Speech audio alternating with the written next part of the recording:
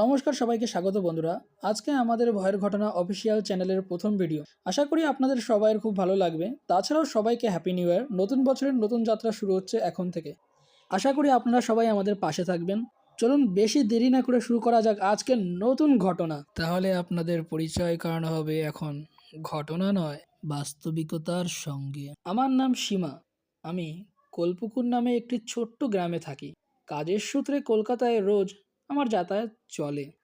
কোনোদিন কোনো অস্বাভাবিক কিছু ঘটেনি আমার জীবনে, কিন্তু হঠাৎই একদিন ঘটল এমন একটি ঘটনা যার ফলে আমি আর রাতের বেলা বাড়ির বাইরে বেরোতে সাহস পেলাম না। তাহলে বন্ধুরা শোনা যাক সীমার সাথে ঘটেছিল সেদিনকে কি এমন ঘটনা যার ফলে সীমা রাতের ঘুম হারিয়ে ফেলেছিল। এই ঘটনাটি ছিল শনিবার রাতের। আমি আমার কাজ শেষ করে যখন বাড়ির দিকে যাব, তখনই আমার বস আমাকে আরও নতুন কিছু কাজ দিয়ে দেয়। হাতে সময় কম, বাড়ির জন্য শেষ যে বাসটি ধরার কথা ছিল সেটিও রাত 11টায় ছিল। কাজ শেষ করে উঠে দেখি ঘড়িতে বাজে 11টা 30। আমার সাথে আমার বান্ধবী রূপাও ছিল। অফিস থেকে বেরোতে বেরোতে 12টা বেজে যায়। অনেক সময় দাঁড়িয়ে থেকেও কোনো গাড়ি পাইনি আমার বাড়ির জন্য। অনেকটা সময় গাড়ির জন্য অপেক্ষা করতে করতে গাড়ি না পেয়েও আমরা দুজন হাঁটতে হাঁটতে বাড়ির দিকে এগিয়ে যেতে লাগলাম। খানিকটা রাস্তা যতদূর মনে পড়ে 2 কিলোমিটার হাঁটার পর একটি চায়ের দোকান নজরে আসে। চায়ের দোকানে যাওয়ার পর চায়ের দোকানদার দেখি চাদর দিয়ে মুখ আটকে রেখেছে। আসলে বাইরে খুব ঠান্ডাও পড়েছিল, তার জন্য হয়তো আমাদেরও শীত লাগছিল। তবে আমরা অতটা তোয়াক্কা করিনি, কারণ মাথায় বাড়ি যাওয়ার তাড়া ছিল তখন প্রথমে। চায়ের দোকানওয়ালা যখন আমাদের জিজ্ঞাসা করে তখন আমরা সব ঘটনা তাকে খুলে বলি। আমরা আসলে খুব নতুন নতুন কাজে জয়েন করেছি, তার জন্য আমরা ঠিক জানি না বাস স্ট্যান্ডটা কত দূরে, কিন্তু তবে আমরা আসি সকালবেলা এখানে রিকশায়, মাঝে মাঝে ট্রেনেও আসি, কিন্তু আজ কোনো উপায় নেই, না রিকশা না ট্রেন। চায়ের দোকানদার বলে, আছে, তবে মা একটু দূরে আছে এখান থেকে, তাও প্রায় 2 কিলোমিটার। তোমরা একটু সাবধানে যেও, রাস্তাটা একটু খারাপ তো। এই বলে চায়ের দোকানদার একটু হি হি করে হেসে উঠল। আমরা বুঝতে পারলাম না কি বলবো তাকে। তবে আমরা আর কিছু না কথা বাড়িয়ে আমরা এগোতে লাগলাম সামনের দিকে, সেই বাস স্ট্যান্ডটির দিকে। তার সাথে তিনি এটাও বলে দেয় যে বাসটি ছাড়বে 2:30-এর সময়। আমি আর রূপা আরও চিন্তায় পড়ে যাই, এত দেরিতে। তবে ঠিক আছে, কি আর করা যাবে, যাই তাহলে এই বাসেই। এই বলে আমরা দুজন সামনের দিকে এগোতে লাগলাম। অনেকটা হাঁটার পর, যত সময় মনে পড়ে আধ ঘন্টা, আমরা একটি বাস স্ট্যান্ড দেখতে পাই। তবে প্রায় সেটি ক্ষতবিক্ষত, তবে সেখানে দাঁড়িয়েছিল কথা মতো একটি বাস। আমরা বাসের কাছে গিয়ে দেখি বাসটি একটু ধ্বংসপ্রায় রূপেই ছিল। হয়তো আর কিছুদিনই বাসটার বয়স। বাসটার কাছে গিয়ে ভালো করে নজর করে দেখার পর দেখতে পাই বাসের ভিতরে কন্ডাক্টর দাঁড়িয়ে আছে। কন্ডাক্টরকে আমরা জিজ্ঞাসা করলাম, দাদা বাসটা কি কোলপুকুর যাবে? কন্ডাক্টর বলে, যাব। তবে কন্ডাক্টরের মুখ নিচু ছিল। আসলে বলতে পারো সে খুব লম্বাও না, তবে তার মুখটা নিচু হওয়া ছিল। বাসে ওঠার পর দেখতে পাই বাস ড্রাইভারকে, তার মুখও নিচু হওয়া ছিল। স্টিয়ারিং এর পাশে সে চুপচাপ বসেছিল। বাসের ভিতরে কিছু যাত্রীরাও বসেছিল, কিন্তু তাদের মুখগুলো ঠিকঠাকভাবে দেখা যাচ্ছিল না। বাসের ভিতরে একটু অন্ধকারও ছিল, লাইটটা বারবার জ্বলছিল নিভছিল। তবে কন্ডাক্টরকে বললে কন্ডাক্টর বলে এটি প্রায় প্রতিদিনেরই ঘটনা। আবার তারপরে সে বলল, যদি বাড়ি যেতে হয় তবে চুপচাপ বসে থাকো। আমরা একটু ভয়ে চুপচাপই থাকি। তারপর আমরা দুজন বাসের পিছনে গিয়ে বসে পড়ি। বাসটা স্টার্ট দিয়েই ছিল সবে, তারই মধ্যে সেই চায়ের দোকান আলা বাসের ভিতরে হঠাৎই কোথা থেকে যে চলে আসলো তা আমরা দুজন বুঝতে পারলাম না। আমরা দুজন শুধু দেখলাম সে বাসে উঠলো আর বসে পড়ল।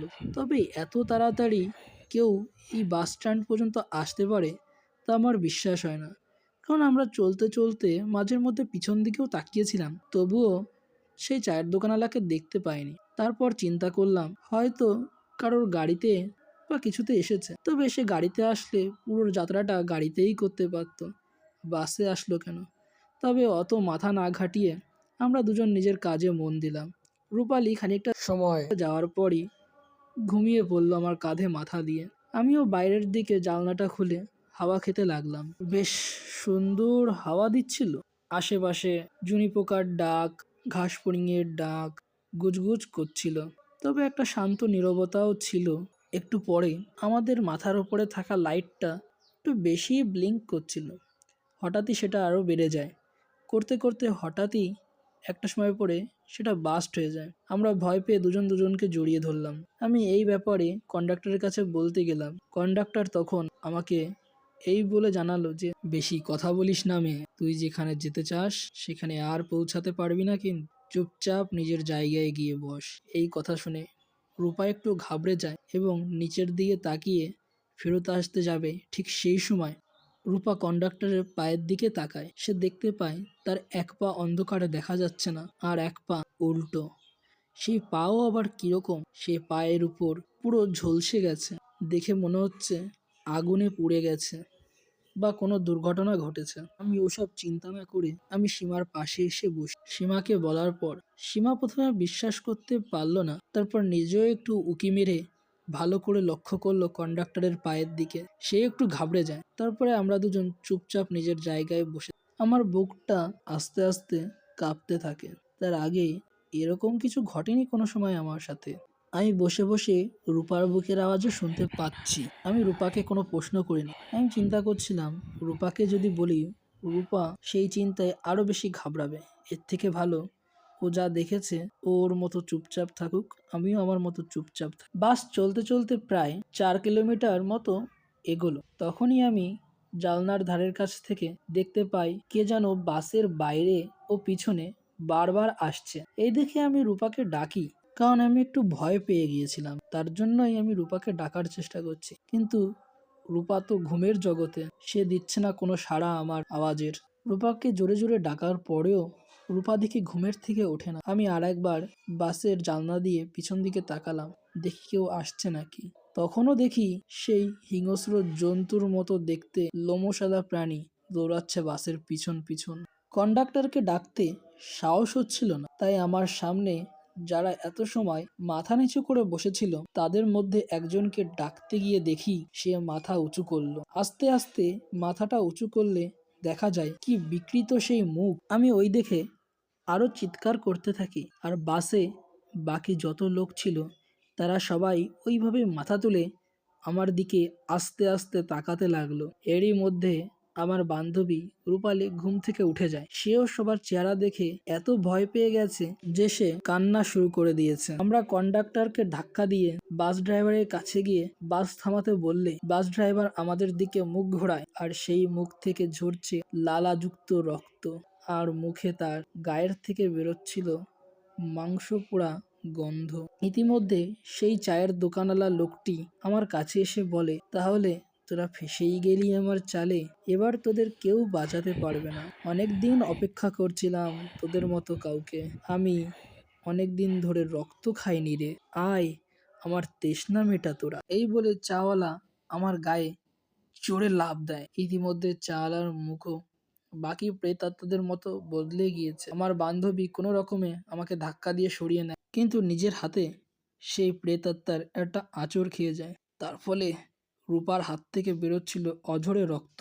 আমি ওকে রূপালী লাগেনি তো, রূপালী লাগেনি তো বলে বারবার জিজ্ঞাসা করি। ও বলে না, আমার কিছু হয়নি। কিন্তু আমি বুঝতে পারছিলাম ওর কষ্ট হচ্ছে। ছোটবেলা থেকে ও একটু সাহসী ছিল, তবে ভূত প্রেত থেকে তার ভয় ছিল, তার জন্যই সে কান্না করে দিয়েছিল। আমি রূপার হাত ধরে বাসের থেকে লাফ দিই, কিন্তু এর ফলে রূপার পায়ে মনে হয় আহত হয়ে যায়। হঠাৎই লাফ দেওয়ার জন্য ওর পায়ে হয়তো মোচ আসে, রক্তও বেরোচ্ছিল পায়ের থেকে। আমরা দুজন উঠে দাঁড়াই ও গ্রামের দিকে যাওয়ার রাস্তার দিকে এগোতে লাগি। বাসের পিছন করা ওই প্রেতটা আমাদের সামনে এসে দাঁড়ায় হঠাৎই। এই দেখে আমি আরো ভয় পেয়ে যাই। তবে রূপা আমাকে বলে, ভয় পাস না বোন, দাঁড়া। রূপা আমার হাত ধরে বলে, ভয় পাস না। ও ছোটবেলা থেকেই আমাকে এইভাবেই আগলে রেখেছে নিজের আপন বোনের মতো। রূপার পায়ের দিকে প্রেতটা তাকালো। প্রেতটা দেখতে পেল রূপার পায়ের থেকে ঝরছে লাল রক্ত। প্রেতটার মুখের থেকে পড়ছিল লালা। সেই লাল রক্ত দেখে প্রেতটা আমাদের দিকে ছুটে আসে। আমরা দুজন প্রবণ পালানোর চেষ্টা করি, কিন্তু সে রূপার পা টেনে ধরে আর বলে ওঠে, দে, আমায় দে, তোর সুন্দর পাটা দে। দিবি না বলছিস? দিবি না? এই কথা শুনে রূপা বলে ওঠে, না, আমি দেব না। এই বলে উঠলে প্রেতটা আরো ক্রুদ্ধ হয়ে যায়। রূপার পা ধরে টানতে শুরু করে আরো জোরে জোরে, আর শেষে পাটা জোরে উখড়ে নেয়। তারপর রূপালী, আমার বান্ধবী, আমারই সামনে ওর শেষ নিঃশ্বাস ত্যাগ করে। আমি ওখানেই ভেঙে পড়ি। আমার বান্ধবীকে আমি বাঁচাতে পারলাম না। আমার সামনেই আমার বান্ধবীকে মেরে দিল, আর পরম তৃপ্তির সঙ্গে ও আমার বান্ধবী রূপালীর পা খেতে লাগলো। এই দেখে আমি বাড়ির দিকে দৌড়াতে শুরু করলাম। কিছু কিলোমিটার দৌড়ানোর পর গ্রামের সীমানায় চলে আসলাম। বাড়ি এসে সব ঘটনা সবাইকে বললাম, কিন্তু কেউ বিশ্বাস করলো না। কে আর রূপালীর মা বাবাকে সেই জায়গায় নিয়ে গেলে সবাই দেখতে পায় রূপালীর অর্ধেক দেহ খাওয়া। এই দেখে রূপালীর মা জ্ঞান হারায়। পুলিশও নিজের রিপোর্টে লিখে দেয় জন্তু জানোয়ারের আক্রমণ। তারপর থেকে আর রাত্রে বাড়ি থেকে বেরোতে আমার সাহস হলো না। পরে খোঁজ করার পর সেই চায়ের দোকান আর ছিল না সেই জায়গায়। স্থানীয় কিছু লোকেরা বলে, হ্যাঁ, ৩-৪ বছর আগে ওখানে একটা চায়ের দোকান ছিল। ওই দোকানে একটা বাচ্চা ছেলেও ছিল। আর হঠাৎই একটি বাস নিজের ব্রেক ফেল হওয়ার জন্য চায়ের দোকানে এসে বাসটি ঢুকিয়ে দেয়। ফলে বাচ্চা ছেলে ও চায়ের দোকানওয়ালা দুজনেই মারা যায়। আর তার কিছু মাস পর থেকেই শোনা যায় যে হঠাৎই চায়ের দোকানওয়ালা নজরে আসছে দোকানের সাথে, কিন্তু সকালে আবার ওখানটা খালি জায়গা থাকে। বাসে থাকা যাত্রীরাও সেদিন মারা যায়। তারপর থেকেই আমার কানে ভেসে আসে মাঝের মধ্যেই কিছু ফিসফিস শব্দ। রাত বাড়লেই মনে হয় কি হিমহীন ঠান্ডা গায়ের মধ্যে দিয়ে বয়ে চলে যাচ্ছে। আরও কিছুটা তদন্ত করে জানা যায় সেই বাসের পিছন করা প্রেতটা ছিল সেই চায়ের দোকানওয়ালা লোক। আমার ঘটনাটি সবার কাছে বলার জন্য ধন্যবাদ। আশা করছি দাদা তুমি ভালো থেকো। গল্পটা একটু বড় হয়ে গেল দাদা, এরপর থেকে আরও ভালো করে গল্প লিখে পাঠাবো। তুমি একটু বানান বিধি ভালো করে চেক করে তারপর গল্পটা দেখে নিও। হ্যাঁ সীমা, আমি চাই তুমি এরকম ঘটনা আরও পাঠাও। এর থেকে বড় ঘটনা হলে আরও বেশি ভালো হয়, আর তুমি তোমার জীবনে সুখী থেকো। তাহলে বন্ধুরা, এখানেই সীমার জীবনে ঘটে যাওয়া ঘটনাটি শেষ করলাম।